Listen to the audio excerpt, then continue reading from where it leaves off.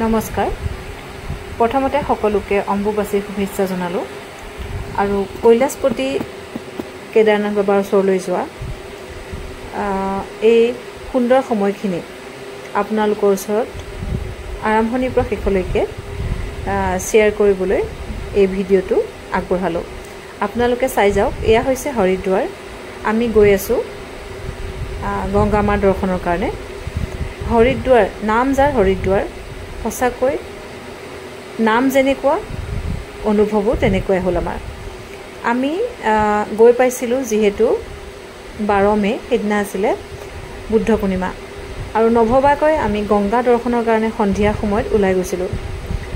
আকস্মিকভাৱে ইমান ধুনীয়া এটা পৰিৱেশৰ সন্মুখীন হৈছিলোঁ যে কেতিয়াও হয়তো জীৱনত পাহৰিব নোৱাৰিম, বা মানুহে প্লেন কৰিলেও ইমান ধুনীয়া এটা পৰিৱেশ কেতিয়াও নাপাব চাগে। সেইকাৰণে সৌভাগ্য বুলি ভাবিছোঁ। ধুনীয়াকৈ আমি তাৰ নিয়ম মতে যেনেকৈ উইচ কৰিবলৈ তাতে ধুনীয়াকৈ ফুল ব্যৱস্থা থাকে, ধুনীয়াকৈ ফুলৰ ব্যৱস্থা কৰি ৰাখে, বাতি বাতি সজাই ৰাখে, তেনেকৈ হাতত ফুল লৈ আমি আগবাঢ়িলোঁ। আৰু তাতে অজস্ৰ মানুহ, হাজাৰ হাজাৰ লাখৰ ওপৰত হ'ব মানুহ। গোটেই চাৰিওফালে দেখিছেই নিশ্চয় আপোনালোকে ভিডিঅ'টোত। আমাক পুৰোহিতে আগবঢ়াই লৈ গ'ল যিহেতু আমি হাতত ফুল লৈ আগবাঢ়িছোঁ। আৰু বহুতো দৰ্শনাৰ্থীৰ মানে সেই সময়খিনিলৈকে পূজা অৰ্চনা শেষেই হৈছিল, মাত্ৰ আৰতি বাকী আছিল। আমি ভবা নাছিলোঁ যে আমি গংগা আৰতি পাম। তাৰপিছত আমাক যেতিয়া হাতত ফুল লৈ যোৱা দেখিলে, তাৰে পুৰোহিত আগবাঢ়ি আহি আমাক আগুৱাই নি সম্পূৰ্ণ গংগাত আমাক খোজ দিয়াইছে। অৰ্থাৎ আমি গংগাৰ পানী স্পৰ্শ কৰিছোঁ, সেৱা কৰিছোঁ আৰু এক ষ্টেপ নামিছোঁ। ষ্টেপ নামি তাতে আমি পানীতে থিয় হৈ আমাক পূজা কৰালে, সম্পূৰ্ণ গোত্ৰৰ পৰা বংশ পৰিয়ালৰ নাম লৈ। সেই সুন্দৰ সময়খিনি কেতিয়াও কৈছোঁৱেই পাহৰিব নোৱাৰিম চাগে। খুব সুন্দৰ এটা পৰিৱেশ দেখিলোঁ। তাৰপিছত আমি হৰিদ্বাৰৰ পৰা ওলাই এনেকৈ কেদাৰনাথ বাবা দৰ্শনৰ বাবে আগবাঢ়িছোঁ। সেয়ে আপোনালোকক এই যাত্ৰাত লগত লৈ যাব বিচাৰিলোঁ। এটা কথা নকৈ নোৱাৰিম যে মোৰ জীৱনৰ এই সময়খিনিত মই অৱশ্যে বহুত জেগা ফুৰা নাই। যিমানখিনি জেগাই ফুৰিছোঁ, ধৰ্মীয় স্থান আচলতে এনেই নকয় দেৱভূমি বুলি। উত্তৰাখণ্ডক দেৱভূমি বুলি যিহেতু কোৱা হয়, তাৰ কিন্তু আচলতে কোনো প্ৰমাণ দিব নালাগে। সঁচাই দেৱভূমি মানে দেৱভূমি। ইমান ধুনীয়া পৰিৱেশ তাতে গৈ অনুভৱ হয় যে আপুনি বিচাৰি ফুৰিব নালাগে এখন নিৰামিষ হোটেল। আপুনি যিখন হোটেলতেই যাব, বেছিভাগ হোটেলেই তাতে নিৰামিষ থাকে। আনকি তেওঁলোকে পিঁয়াজো ব্যৱহাৰ নকৰে, পিঁয়াজ নহৰু। মাছ মাংসটো দূৰৰ কথা, আচলতে তাত মাছ মাংসহে বিচাৰিব লগা হয়। আৰু ভিডিঅ'টো যিহেতু খুব আগবাঢ়িছে, ক'ব বিচাৰিছোঁ যে এয়া আপোনালোকে দেখিছে ধাৰী দেৱী মন্দিৰ। এই ধাৰী দেৱীয়েই 4 ধামৰ ৰক্ষা কৰে: কেদাৰনাথ, বদ্ৰীনাথ, গংগোত্ৰী আৰু যমুনোত্ৰী। এই ধাৰী দেৱী মায়ে 4 ধামৰ ৰক্ষা কৰে বুলি জনা যায়। এই ধাৰী দেৱী মন্দিৰত আমি আহোঁতে আমি ধুনীয়াকৈ দৰ্শন কৰিছোঁ। খুব ধুনীয়া পৰিৱেশ। এই মন্দিৰ আছে অলকানন্দা নদীৰ ওপৰত।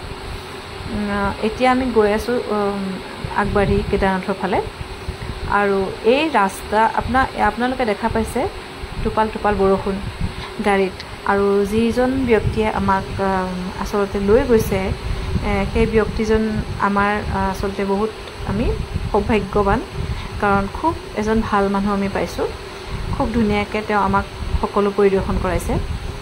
ৰাস্তাত আমি যিমানখিনি দৰ্শন কৰিবলগীয়া ঠাই আছে, সকলোখিনি তেওঁ আমাক ধুনীয়াকৈ দৰ্শন কৰাইছে। আৰু যি প্ৰাকৃতিক সৌন্দৰ্য উত্তৰাখণ্ডৰ, আচলতে পৃথিৱীখন যে এতিয়াও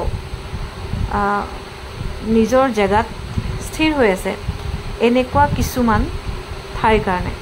কাৰণ প্ৰকৃতি কোনো জেগাত ইমান বেয়া ধৰণে ধ্বংস কৰা হৈছে, প্ৰকৃতিক অপকাৰ কৰা হৈছে, হানি কৰা হৈছে, যে আচলতে কেতিয়াবা নিজৰে ভয় হয় যে কেতিয়া কি হৈ যায় একো ঠিক নাই, বা পৃথিৱী ধ্বংস হ'বলৈ বেছি সময় নালাগে। কিন্তু এনেকুৱাবিলাক জেগাত গ'লে এনেকুৱা লাগে যে প্ৰাকৃতিক সৌন্দৰ্য সঁচাকৈ কিছুমান জেগাত অটুট আছে এতিয়াও আৰু মানুহখিনিও খুব ধুনীয়াকৈ নিজৰ জেগাখিনি ৰাখিছে এয়া আমি বৰ্তমান আহি পালোঁ গৌৰীকুণ্ডৰ পৰা আচলতে যাত্ৰা আৰম্ভ হয় কেদাৰনাথলৈ আৰু আমি যিহেতু এনেকুৱা এটা সময়ত গৈছিলোঁ যেতিয়া আমাৰ পাকিস্তানৰ লগত অলপ চলি আছিলে এই ঘটনাবিলাক যিহেতু হৈছিলে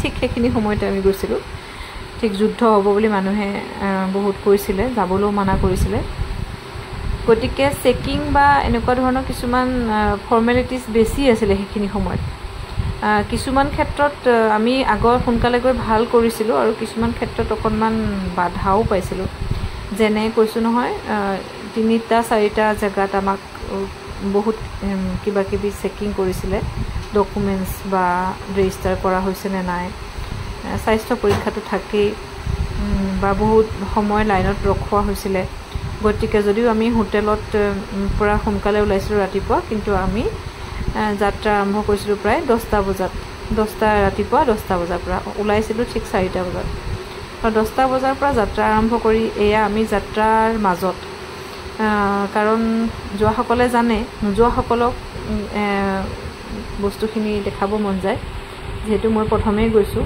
এনেকৈ ভিডিঅ' চাই বেছি আকৰ্ষিত হৈছিলোঁ চাওকচোন ইমান ধুনীয়াকৈ দোলা কৰি মানুহ লৈ যায় আৰু ঘোঁৰাত লৈ যায় খোজকাঢ়ি যায় আৰু খোজকাঢ়ি যোৱাসকলে যিহেতু ভাগৰ লাগে থিয় পাহাৰ অলপমান গৈ বহাৰ কাৰণে সুবিধা ৰাখিছে বেঞ্চেই হওক চকীয়ে হওক যিয়ে নহওক তাতে এনেকুৱা নহয় যে মোৰ দোকানৰ সন্মুখত নবহিব যদি আপোনালোকে একো নাখায় তেতিয়া নবহিব এনেকুৱা ধৰণৰ আমাৰ যিবিলাক চলে আমাৰ নিজৰ জেগাত এনেকুৱা ধৰণৰ কোনো কথা নাই চকী দেখিলে বেঞ্চ দেখিলে টুল দেখিলে যি দেখিলে বহিব পাৰি তাতে কোনো উঠাই নপঠায় গতিকে আমি অলপমান যাওঁ বহোঁ পানী খাওঁ চাহ খাওঁ জুচ খাওঁ এনেকৈ আমি গৈ আছিলোঁ কি ধুনীয়া এটা সুন্দৰ পৰিৱেশ যিবিলাক পৰিৱেশ আচলতে টিভিত বা এনেকুৱা ভিডিঅ' চাইহে দেখা পাইছিলোঁ এটা মনত এটা বৰ বেলেগ ধৰণৰ মানে মোৰ আকৰ্ষণেই হওক বা সোমাই গৈছিল যে ময়ো এদিন এনেকৈ যাম